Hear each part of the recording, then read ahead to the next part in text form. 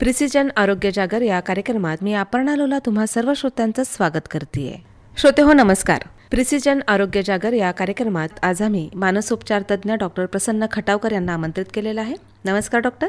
नमस्ते doctor, नुकतंच 10वी आणि 12वीच्या परीक्षांचं वेळापत्रक जाहीर झालेलं आहे आणि ज्या घरांमध्ये 10वी 12वीचे विद्यार्थी आहेत तिथं नक्कीच गंभीर वातावरण झालेलं असणार आहे, कारण या परीक्षांवरच विद्यार्थ्यांच्या आयुष्याची पुढची दिशा ठरत असते. तर या काळात विद्यार्थ्यांनी आणि पालकांनी मानसिक ताण घेणं कितपत योग्य आहे, काय सांगा याबद्दल? सर्वप्रथम 10वीच्या आणि 12वीच्या सर्व विद्यार्थ्यांना आणि त्यांच्या पालकांना शुभेच्छा. त्यांनी परीक्षा शांत डोक्याने द्यावी आणि त्यांना अपेक्षित यश नक्की मिळेल अशी मला त्यातून खात्री वाटते. परीक्षा म्हणलं की ताणतणाव येणं स्वाभाविक आहे, विद्यार्थ्यांना आणि पालकांना दोघांना सुद्धा. त्यामुळं याच्यामध्ये आपण ताणतणावाच्या आहारी किती जायचं हा प्रत्येकाने विचार करावा आणि आपण डोकं शांत ठेवलं तर आपल्याला हवा तो परफॉर्मन्स मिळणार आहे, चांगला परफॉर्मन्स करता येणार आहे, हे आपण लक्षात घ्यावं. ताणतणाव बऱ्याच वेळेला जो येतो त्याला एक साधा विचार विद्यार्थ्यांनी पण करावा आणि पालकांनी पण करावा की परीक्षा जी आपण 10वी आणि 12वीची परीक्षा म्हणतोय ती परीक्षा काही 1 किंवा 2 दिवसाचा अभ्यास तुमचा चेक करणार नाहीये. परीक्षा ही तुम्ही वर्ष किंवा 2 वर्ष, 12वीच्या बाबतीमध्ये 2 ते 3 वर्ष, 2 वर्षाचं तुम्ही काय केलं आणि 10वीच्या बाबतीमध्ये सुद्धा जवळपास वर्ष किंवा 2 वर्ष तुम्ही काय केलं हा याचं मोजमाप आहे. त्यामुळं तुम्ही आत्ता अचानक ताण वाढवून त्यांनी खूप काही फरक पडतो असं नाहीये. इनफॅक्ट आत्ताच्या स्टेजला ताण वाढवून तुमचा परफॉर्मन्स खाली जाण्याची शक्यता जास्त राहते. डोकं शांत ठेवून आहे तो झालेला अभ्यास व्यवस्थित रिवाईज करून आपण जर परीक्षा दिली तर त्याचा फायदा होण्याची शक्यता जास्त आहे. 12वीच्या बाबतीमध्ये सुद्धा पुढचं करिअर ठरवणाऱ्या परीक्षा त्याच्यानंतर असतात. त्यामुळं नीट किंवा जेईई ह्या परीक्षा आहेत. त्यामुळे मला वाटतं की ॲक्च्युली 10वीच्या आणि 12वीच्या परीक्षांचा आपण किती त्रास घ्यावा हा विचार प्रत्येक पालकाने करावा आणि त्यानंतर वेळेचं नियोजन करून काम करावं. खरंय. आणि आपला पाल्य खरंच जेई किंवा नीट देण्याच्या कॅपॅसिटीचा आहे का आणि त्याची आवड आहे का, हेही पालकांनी थोडं लक्षात घेतलं पाहिजे. 100%. म्हणजे प्रत्येक पालकांना माझा आग्रहाचा सल्ला आहे आणि एक वर्ष ह्या क्षेत्रामध्ये काम केल्यानंतर जे गोष्ट डोक्यात नेहमी राहिलेली आहे की प्रत्येकाने आपल्याला आवडतं त्या क्षेत्रामध्येच काम करावं. त्याच्याबद्दल एक खूप छान एक गोष्ट म्हणली जाते की जर आपण आपल्याला आवडते ते काम आपला व्यवसाय म्हणून जर निवडलं तर आपल्याला आयुष्यात कधीही कष्ट करावे लागत नाही, कधी काम करावं लागत नाही. कारण त्याच्यामध्ये किती जरी अडचणी आल्या, काही जरी त्याच्यामध्ये नवीन गोष्टी समोर येत गेल्या तरी सुद्धा आपण त्या आनंदाने हँडल करतो, त्याच्यामधून आपण आनंद मिळवत राहतो आणि जी गोष्ट आपल्याला आयुष्यभर करायची आहे ती आपल्यावरती लादून तर कधीच करू नये. त्यामुळं पालकांनी आणि विद्यार्थ्यांनी आपल्याला विद्यार्थ्याला जो विषय आवडतो, जे क्षेत्र आवडतं त्या क्षेत्राच्या बद्दलच सिरियसली विचार करावा. कुठलंही सध्याचा जो काळ आहे प्रत्येक क्षेत्रामध्ये संधी आहे. प्रत्येक क्षेत्रामध्ये जर आपण चांगलं परफॉर्म करायची आणि कष्ट करायची तयारी असेल तर प्रत्येक क्षेत्रामध्ये संधी आहे आणि मला वाटतं की त्याच्यामुळं क्षेत्र कुठलं हे आपल्या आवडीनुसारच ठरावं आणि ज्यामध्ये आपण भरपूर कष्ट करू शकतो अशा क्षेत्रातच विद्यार्थ्यांनी जाण्याचा प्रयत्न करावा आणि पालकांनी त्याबाबत त्यांना सहकार्य करावं हा माझा सल्ला आहे. खरंय. कारण बऱ्याच ठिकाणी आपण बघतो की पालकांच्या आपल्या मुलांकडून काही अपेक्षा असतात आणि त्या मुलांवर मग लादल्या जातात. त्याबाबत माझं 2 प्रकारे ह्या गोष्टीचं उत्तर देता येईल. पालकांच्या अपेक्षा असणं स्वाभाविक आहे, कारण पालकांनी त्याबाबत बऱ्याच गोष्टींची त्यासाठी एफर्ट्स घेतलेले आहेत. पालक ज्या वेळेला मुलांकडनं अपेक्षा घेतात किंवा करतात त्यावेळेला त्यांनी त्यासाठी आपल्या आयुष्यातल्या सर्व वेळ दिलेला असतो, कष्टाने प्रत्येक गोष्ट जी पै जमा केलेली असती त्यासाठी सर्व पणाला लावलेली असती आणि त्यामुळं पालकांची अपेक्षा काही गैर असते असं मला नाही वाटत. विद्यार्थी सुद्धा काही वेळेला पालकांची ही जी भावना असते त्याचा चुकीचा अर्थ काढायची शक्यता पण राहते की म्हणजे माझ्यावर पालक लादतायत. प्रत्येक वेळेला लादण्यासाठीच पालक मागे लागतात असं नाहीये. पण काही वेळेला आता तुम्ही या नवीन जनरेशनमध्ये जी एक कॉमन अडचण आहे, मोबाईलचे गेम्स, त्यानंतर वेळेचा बऱ्याच वेळेला जो योग्य वापर व्हायला पाहिजे त्या वापराबद्दल पुरेसं जागरूकपणे न वागणं असं पण या मुलांकडनं होत राहतं. त्यामुळं पालकांनी त्यांना सांगणं मला वाटत की काही अजिबात गैर आहे. पालकांनी अपेक्षा करणं हे पण कुठेही गैर नाहीये. पण त्याचा जर अतिरेक होत असेल तर मात्र मला वाटतं पालकांनी तो टाळावा. बरोबर. विद्यार्थ्यांची पण बेसिक जबाबदारी आहे की आपल्याला पालक जे सांगतायत ते मागे लागण्यासाठी नाहीये किंवा आपल्याला कुठेतरी अपमानित करणे किंवा त्रास देण्यासाठी नाहीये, पण कदाचित आपण कुठेतरी चुकत असू किंवा आपल्याला आयुष्याला योग्य दिशा देण्यासाठी आपण पण कुठेतरी कष्ट करण्यासाठी मोटिवेट व्हावं, बरोबर. त्यासाठी पालक आपल्याला सांगणार आहेत. ते हा पण विचार त्यांनी करावा. बरोबर. आणि सर्व विद्यार्थ्यांनी अजून एक विचार हा पण करावा की तुम्हाला रस्त्यावरनं जाणारा कोणीतरी XYZ माणूस तुम्हाला सांगणार नाही, तुमचे आई वडीलच सांगणार आहेत. खरंय खरंय. तुम्हाला म्हणजे तुमच्या आनंदामध्ये तुमच्या आयुष्याच्या चांगल्यासाठी प्रयत्न करणारे सर्वात जास्त त्यांचे आई वडीलच आहेत. हो. त्यामुळं आई वडिलांनी सांगितलं म्हणजे मागं लागलं असा अर्थ न घेता आई वडिलांनी सांगणं म्हणजे आपल्याबद्दल चांगला विचार करतायत, आपल्याला कुठंतरी योग्य दिशा मिळावी, पुढे जाऊन आपल्याला जे आयुष्य चांगलं जगायचं आहे त्यासाठी आपल्याला त्यांनी मार्गदर्शन करावं आणि त्या मार्गदर्शनाचा भाग म्हणून पण त्याच्याकडं पाल्यांनी बघावं किंवा मुलांनी बघावं, हा पण माझा सल्ला राहील. बरोबर आहे. पण दोघांनी पण टोकाच्या भूमिका घेऊन अतिरेकीपणे करायलाच पाहिजे, व्हायलाच पाहिजे आणि पालकांनी विद्यार्थ्यांना का मार्क कमी पडतात असा आग्रह धरणं हे डेफिनेटली चुकीचं आहे आणि ते टाळावं. सुसंवाद असावा आणि दोघांनी एकमेकाच्या भूमिका समजून घ्याव्यात. बरोबर. डॉक्टर, आपल्याला यशस्वी व्हायचं असेल तर त्यासाठी पूर्वनियोजन हवं.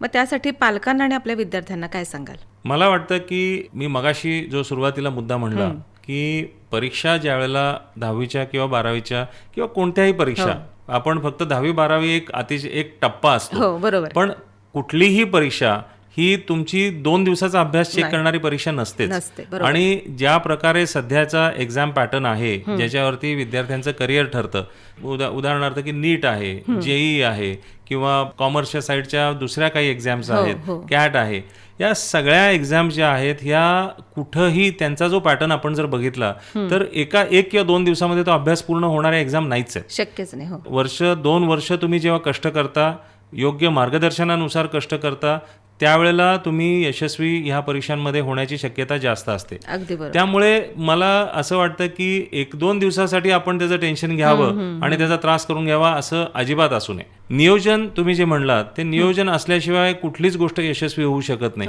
म्हणजे आपण असं नेहमीच ऐकत आलेलो आहे, लहानपणापासून शिकत आलेलो आहे की योग्य नियोजन म्हणजे 50% पेक्षा यशाची खात्री.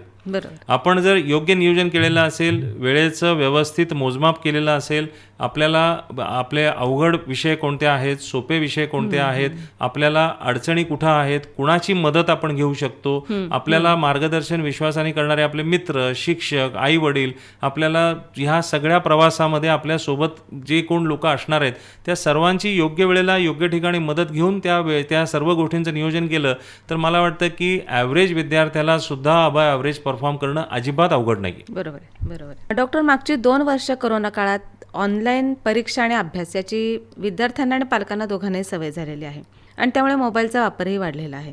मग या सगळ्याचा विद्यार्थ्यांवर आणि परीक्षांवर काही वाईट परिणाम होतो असं वाटतं का? होईल का? खरं सांगायचं म्हटलं तर मोबाईल हे आता दुधारी शस्त्र झालेलं आहे. हो. आपण कोविडच्या काळामध्ये ज्या वेळेला कुणीही विद्यार्थी घराच्या बाहेर जाऊ शकत नव्हते त्यावेळेला सर्व नॉलेज, सर्व शिक्षण आपण मोबाईलच्या मदतीनंच पूर्ण केलंय हे पण विसरता येणार नाही. बरोबर. त्यामुळं बऱ्याच विद्यार्थ्यांना फायदा पण झाला. अकॅडमिक वर्ष जी होती किंवा आपली जी वर्ष असतात ती कुणाची वाया गेली नाहीत आणि मला वाटतं की त्याचा डेफिनेटली फायदा झाला. इंटरनेट किंवा मोबाईल आपल्या आयुष्यातून आपण कुणीही बाहेर काढू शकत नाही आणि तसा जर आपण विचार करत असू की आम्ही मोबाईलच्या शिवाय आयुष्य जगू पॉसिबल नाहीये, कारण प्रत्येक गोष्टीसाठी मोबाईल हवाय. आपल्याला दैनंदिन गरजा पूर्ण करण्यासाठी मोबाईल आहे, त्यामुळे ते टाळू शकत नाही. मला अतिशय महत्वाचं एक इथं सांगावं वाटतं की त्याचं मोबाईलचा यथायोग्य वापर करायला शिकणं हे सर्वात महत्वाचं आहे. आणि जर तो यथायोग्य वापर आपण योग्य प्रकारे आपल्या कष्टांना पूरक पद्धतीनं जर मोबाईलचा वापर केला, म्हणजे ठरल्या वेळेला ठरल्या गोष्टींसाठी वापरायचा. मला आठवतंय आकाशवाणीवरती मोबाईलचं व्यसन कसं सोडावं ह्याच्याबद्दल माझा एक कार्यक्रम झाला होता आणि त्या कार्यक्रमाला खूप लोकांनी अतिशय छान रिस्पॉन्स दिलेला होता. त्याच्यामध्ये बरेच मुद्दे आपण मांडलेले होते की मोबाईलचं व्यसनापासून किंवा मोबाईलच्या अतिरेकी वापरापासून आपण कसं लांब राहू शकतो. तर मला वाटतं की आपण लॉजिकल जर वापर केला, योग्य रॅशनल यूज जर केला किंवा योग्य पद्धतीने जर वापर केला तर मोबाईल हा आपल्याला पूरक ठरणार आहे, प्रगतीसाठी मदत करणारा ठरणार आहे, ना की आपल्याला नुकसान करेल. म्हणजे त्याच्या आहारी आपण किती द्यायचं हे आपणच ठरवायचं. अगदी त्याच्या पद्धती आहेत, आपण टाळू शकतो. तुम्ही जो दुसरा मुद्दा त्याच्यामध्ये मांडला होता की कोविडच्या काळामध्ये बऱ्याचशा एक्झाम्स ह्या ऑनलाईन होत होत्या, हा अतिशय महत्त्वाचा मुद्दा आहे, कारण माझ्याकडे बऱ्याचशा विद्यार्थ्यांना ज्यांना पुन्हा शाळा चालू झाल्यानंतर जेव्हा शाळेमध्ये कागद पेन्सिल किंवा कागद पेन घेऊन एक्झाम द्यायला जायला लागायला लागलं किंवा शाळेची जी बैठक, हो, त्याचा स्ट्रेस यायला चालू झाला. आणि काही वेळेला काही विद्यार्थ्यांना या अडचणी येत होत्या, ही गोष्ट खरी आहे. पण मला वाटतं की कालांतराने त्या गोष्टी कमी होत गेल्या आणि आता बरेचसे विद्यार्थी परत पूर्ववत पॅटर्नला ऍडजस्ट झालेले आहेत. मध्यंतरी काही एक बॅचेस होत्या की ज्या बॅचेसचे 2 वर्ष म्हणजे ज्यांनी शाळेत गेल्या 2 वर्षात शाळाच बघितली नव्हती, अशा पण बॅचेस होत्या. पण मला वाटतं की ते सुद्धा बहुतांश विद्यार्थी या सगळ्या गोष्टींना ऍडजस्ट झालेले आहेत आणि आता फारशी अडचण येते असं वाटत नाहीये.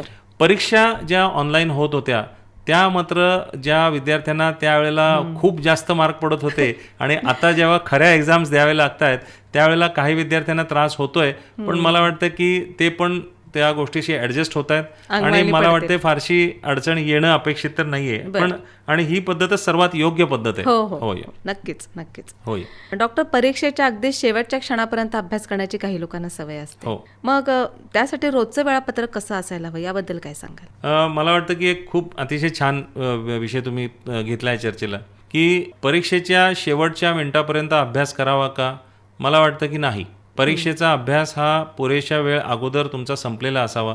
अजूनही मी म्हणेन की आता 12वीची परीक्षा 21 फेब्रुवारीला आहे, तर आपल्याकडे अजूनही पुरेसा वेळ आहे. अजूनही योग्य नियोजन जर केलं तर आपण योग्य त्या पद्धतीनं अभ्यास करून जे थोडेसे अवघड विषय आहेत त्या योग्य ते पद्धतीनं त्यांना सामोरं जाऊन रिव्हिजनसाठी पुरेसा वेळ देऊन आणि पुरेशा वेळामध्ये अभ्यास संपवू अशीच परिस्थिती आहे. मला वाटतं की शेवटच्या क्षणापर्यंत अभ्यास करत राहायचा त्याने फारसा फायदा होत नाही.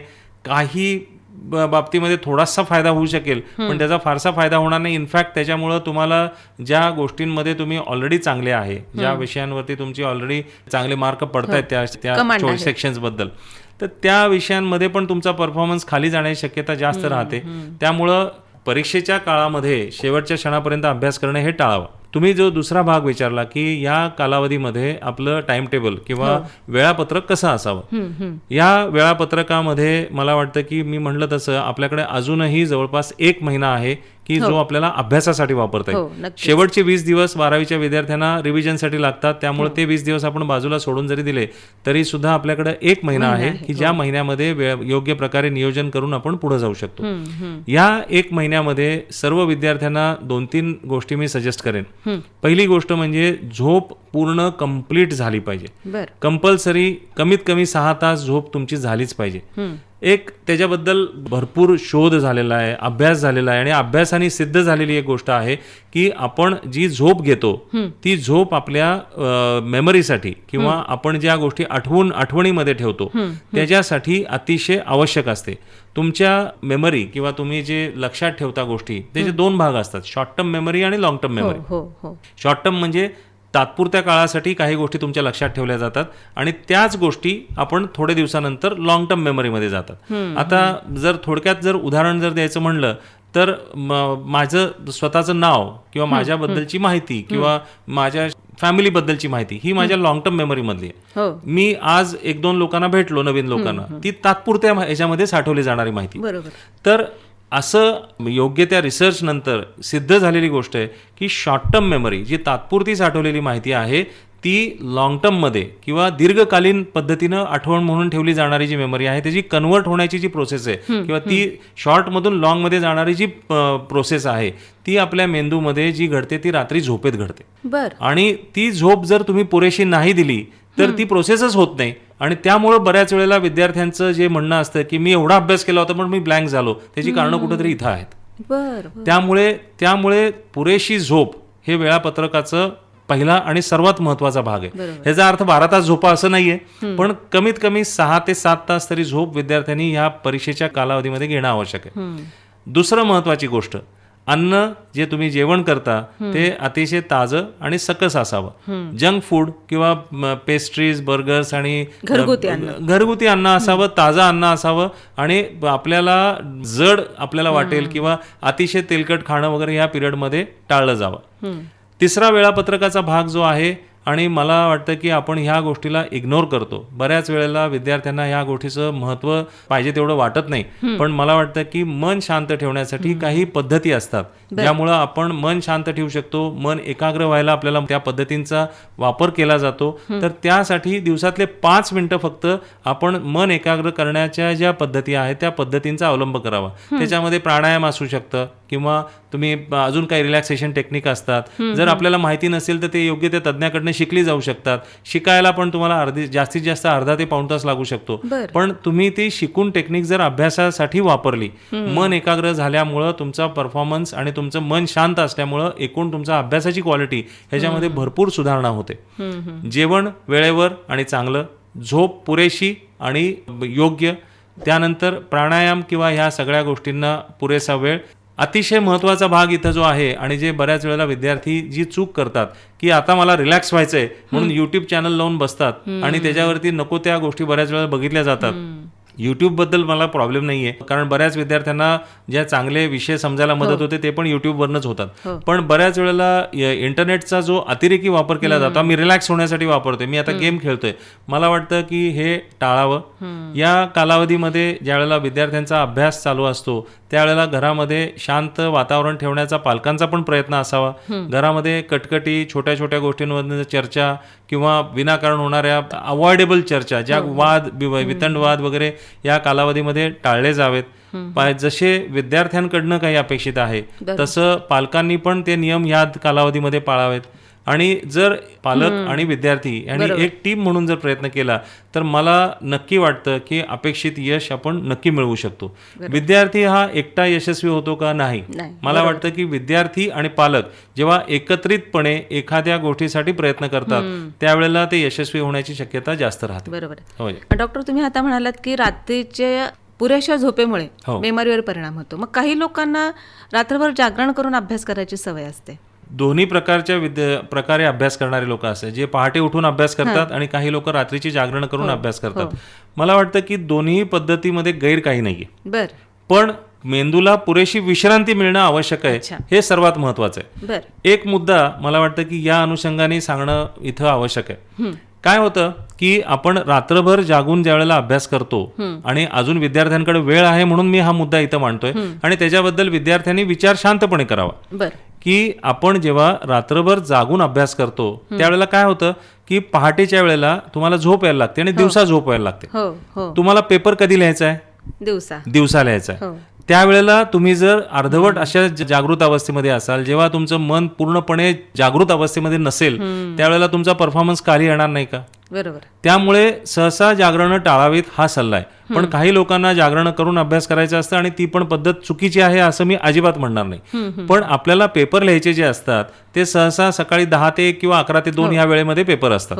तर आता या वेळेला जर आपल्याला थोडीशी जरी ग्लानी आली, त्यावेळेला आपलं मन जर अलर्ट नसेल तर आपण आपल्या परफॉर्मन्सवरती कारण नसताना परिणाम करून घेतो, कॉन्सन्ट्रेशन कमी होतं.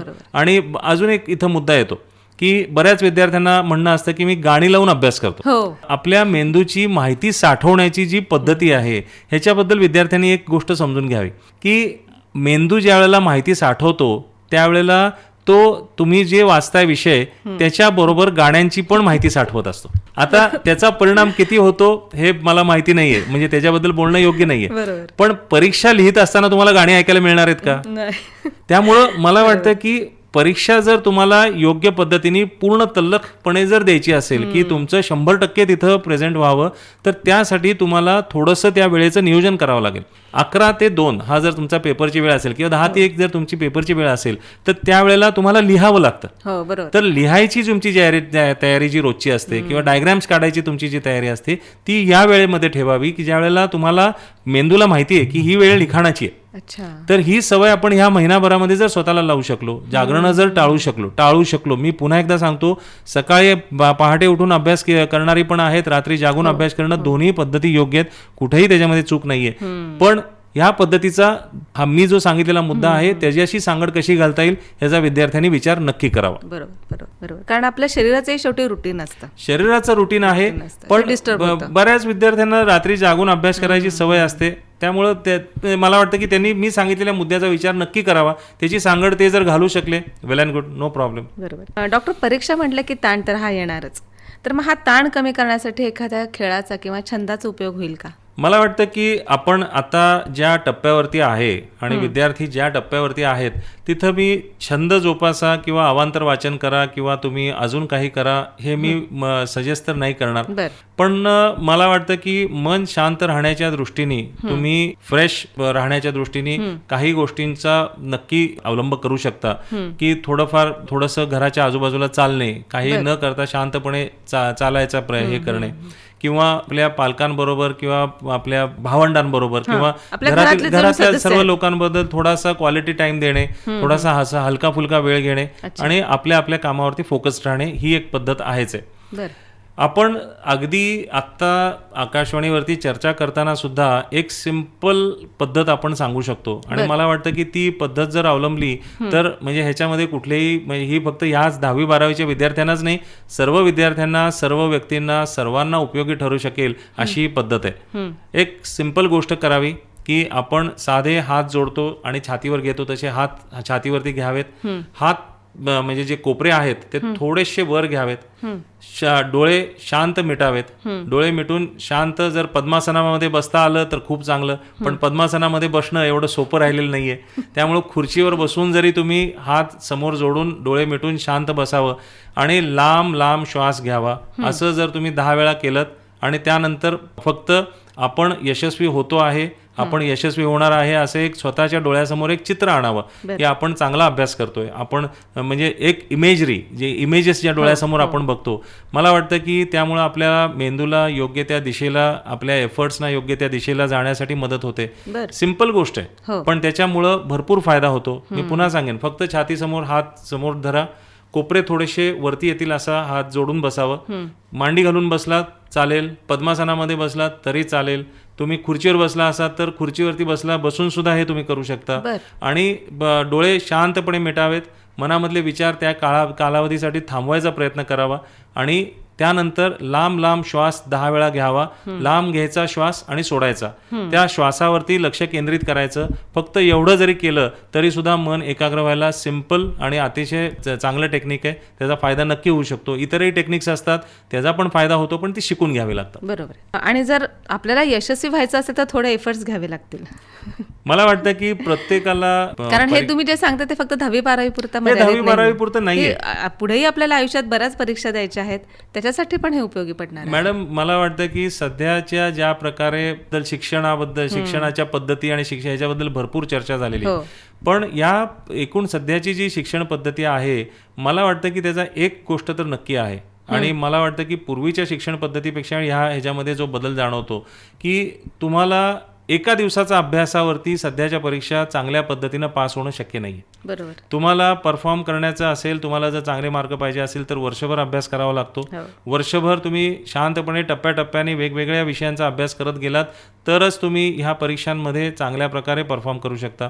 विशेष करून नीट आणि जेईई ह्या ज्या परीक्षा आहेत, या परीक्षा तुम्ही एका दिवसामध्ये तेवढी तयारी करूच शकत नाही. त्यामुळे मला वाटतं की विद्यार्थ्यांनी आपण वर्षभर ह्या गोष्टींचं नियोजन कसं करता येईल याकडं लक्ष जास्त असावं. अजून एक इथं मुद्दा जो विद्यार्थ्यांनी विचार करावा आणि मला वाटतं की पालकांनी सुद्धा विचार करावा की आपण जे शिक्षण घेतो आहे ते शिक्षण आपण काहीतरी नवीन शिकण्यासाठी घेतो आहे का स्वतःला सिद्ध करण्यासाठी घेतोय, ह्याचा विचार नक्की करावा. बरोबर. शिकणं मला वाटतं की आयुष्यभर सुरू असतं. आपण म्हणजे कुणीही असं म्हणू शकत नाही की माझं सगळं शिकून झालं. आयुष्याच्या प्रत्येक टप्प्यावरती शेवटच्या दिवसापर्यंत आपण शिक्षण आपलं चालूच असतं. काही ना काहीतरी रोज शिकत असतो, आपली तयारी असेल तर.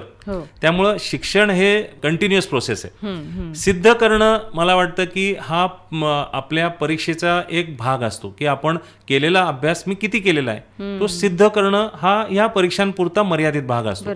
त्यामुळं ह्या दोन्ही मधला फरक जर आपण समजून घेतला तर मला वाटतं की आपण ह्या परीक्षेला किती महत्त्व द्यायचं आणि आपल्या शिक्षणाला किती महत्त्व द्यायचं हे आपण लक्षात घ्यावं.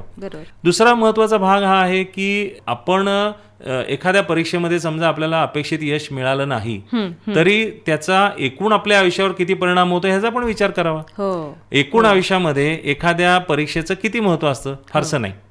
एकूण आयुष्य आपण जर चांगल्या प्रकारे जगायचं असेल तर मला वाटतं की शिकणे ह्या गोष्टीला महत्त्व जास्त दिलं जावं, बरोबर. ना की स्वतःला सिद्ध करणे ह्यासाठी. बरोबर. आणि त्यामुळं समजा एखाद्या विद्यार्थ्याला एखाद्या परीक्षेमध्ये अपेक्षित यश मिळालं नाही तर त्याच्याबद्दल नाराज न होता मला वाटतं की तो शिकण्याचा, मोठा होण्याचा, याचा म्हणजे आयुष्याचा भाग म्हणून त्याच्याकडे बघून पुढे जावं. बरोबर. मी पुन्हा एकदा मगाशी म्हणलेला मुद्दा म्हणेन की सध्या ज्या प्रकारे जग आहे, आपण कुठल्याही क्षेत्रामध्येच गेलो हो. आणि आपण जर कष्ट करायची तयारी असेल, योग्य प्रकारे स्वतःला मोटिवेट करून जर आपण काम करत राहण्याची तयारी असेल तर मला वाटतं की आज ना उद्या तुम्हाला अपेक्षित यश मिळणार आहे. पहिल्या ह्याच्या वेळेला मिळेल असं नाहीये. हो. त्यामुळं कुठल्याही परीक्षेकडे आपण एक फक्त परीक्षा म्हणून न बघता एकूण जर आयुष्याकडे आपण बघितलं तर आपल्या लक्षात येतं की आयुष्यामध्ये त्या परीक्षेचं खूप काही त्याच्यावरती अवलंबून आहे असं नाहीये. बरोबर. आणि आजकाल बरीच क्षेत्र आपल्याला ओपन झालेली खूप आहेत. सारी पूर्वी क्षेत्र फक्त आहेत. मेडिकल इंजिनियर एवढंच होतं, पण आता तसं नाहीये. आता मेडिकल इंजिनिअरिंगची क्षेत्रच मला वाटतं की थोडीशी त्याच्याबद्दल आपण हा विषय नको हो, घ्यायला, खरंय. पण मला वाटतं की नवीन क्षेत्र आहेत, भरपूर इतक्या गोष्टी घडत आहेत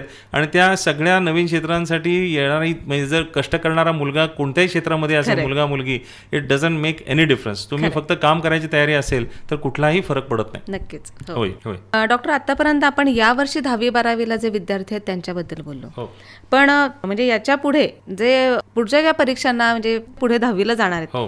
त्यांना आणि त्यांच्या पालकांना काय सांगाल तुम्ही? मला वाटतं की जर योग्य प्रकारे नियोजन करता आलं तर 9वी पासूनच वेळेचं, अभ्यासाचं नियोजन करून 9वी, 10वी, 11वी, 12वी असा एकत्र चंक म्हणूनच ह्याच्याकडे बघितलं जावं. बरोबर. आणि हे किती योग्य आहे माहिती नाही मला वाटतं की योग्य नियोजन केलं तर ताणतणाव येणार नाही. खरंय. आणि त्याच्यामुळं कदाचित आपण जर 9वी पासूनच आपल्याला आता बऱ्याच वेळेला फाउंडेशन कोर्सेस म्हणून जेईचे फाउंडेशन कोर्सेस आहेत, बऱ्याचशा क्लासेसमध्ये घेतले जातात किंवा शाळांमध्ये पण चालू आहेत. पण मी म्हणलं तसं की आपल्याला ते विद्यार्थ्यांवरती आकारण आलेला ताण वाटतो, पण ज्या प्रकारे सध्या परीक्षाची व्यवस्था आहे त्यामुळे मला नक्की वाटतं की पालकांनी आणि विद्यार्थ्यांनी 9वी, 10वी, 11वी, 12वी ह्याचा एक एकत्रित अप्रोचच असावा. त्या अप्रोचमध्ये योग्य सगळ्या गोष्टींचं नियोजन असावं, अभ्यासाचं नियोजन असावं, आपल्या छंदांचं नियोजन असावं, परीक्षेसाठी कराव्या लागणाऱ्या कष्टांचं नियोजन असावं, आपल्याला कुठं अडचणी येत आहेत त्या ओळखण्याच्या साठी आपण योग्य त्या शिक्षकांची मदत घ्यावी. आणि जर योग्य प्रकारे नियोजन करून पुरेशी विश्रांती घेऊन झोप, जेवण ह्याचं नियोजन करून जर केलं तर मला वाटतं की अपेक्षित यश नक्की मिळतं. इथं मी एक मुद्दा नक्की सांगेन की आपण जे ठरवतो ते सगळंच पाहिजे तसं घडतं असं नाहीये. बरोबर. 100 पैकी 80% वेळेला जरी आपण पाहिजे ते घडवू शकलो तरी मला वाटतं की आपण त्याच्याबद्दल समाधानी असावं. नक्कीच. 20% वेळेला आपल्याकडनं ते त्याच्यामध्ये नाहीये. काही वेळेला थोड्या आजारपण असतात, काही वेळेला गावाला जावं लागतं, काही वेळेला घरामध्ये काहीतरी नवीन गोष्टी घडतात, त्यामुळं अपेक्षित बदल त्याच्यामध्ये बदल होऊ शकतात त्या टाइम टेबलमध्ये. पण 80% वेळेला जर आपण जर पाहिजे ते करू शकलो आणि आपण जर त्या नियोजनाप्रमाणे कष्ट करू शकलो तर मला वाटतं त्याचा नक्की फायदा होईल. इथं अजून एक मुद्दा मला मांडावा वाटतो आणि मला वाटतं की तो पालकांसाठी आहे. विशेष करून पालकांना माझा अगदी आग्रहपूर्वक एक सल्ला आहे की कंपॅरिझन्स, आपल्या मुलाची आणि मुलींची कुणाबरोबर कधीही कंपॅरिझन करू नये. त्या कंपॅरिझन्सनी फायदा कधीही होत नाही. अरे त्याला बघ तो कसा आहे, त्याला बघ तो कसा आहे, किंवा तिला बघ ती कशी आहे, ती बघ किती छान अभ्यास करते, तुझी बहीण बघ, तुला का कळत नाही.